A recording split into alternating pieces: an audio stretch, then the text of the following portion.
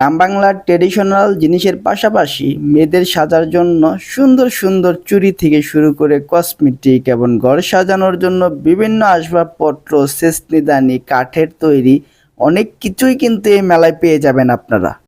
দেখতে পাচ্ছেন মেলা কিন্তু জমে উঠেছে, দূর দূরান্ত থেকে মানুষজন আসছে মেলা উপভোগ করার জন্য। আমরা স্থানীয়দের সাথেও কথা বলছিলাম, বিভিন্ন ব্যবসায়ীদের সাথে কথা বলছিলাম, মেলাটা কি সম্বন্ধে বা এর সংস্কৃতি কি সেটাই জানার চেষ্টা করছিলাম। কেমন আছেন?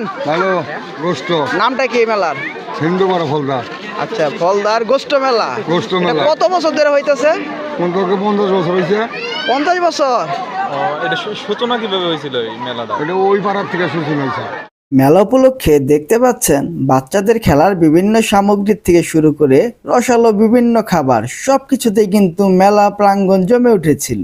আসলে কি নেই এখানে, সবকিছুই সমৃদ্ধ একটা ঐতিহ্যবাহী এই গোষ্ঠ মেলা ফলদা বাজারে। আমরা মেলা প্রাঙ্গণটা ঘুরে ঘুরে দেখছিলাম, বিভিন্ন জিনিসপত্র, বিভিন্ন বয়সের মানুষ, এমনকি দেখতে পাচ্ছেন বিভিন্ন হরেক রকমের জিনিস পাওয়া যাচ্ছে এই মেলায়।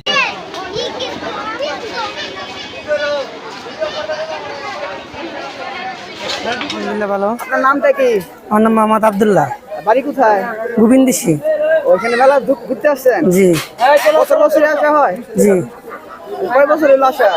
3 বছর। 3 বছর ধরে আসছে। 50 বছরও বেশি সময় ধরে এই মেলার আয়োজন করে আসছে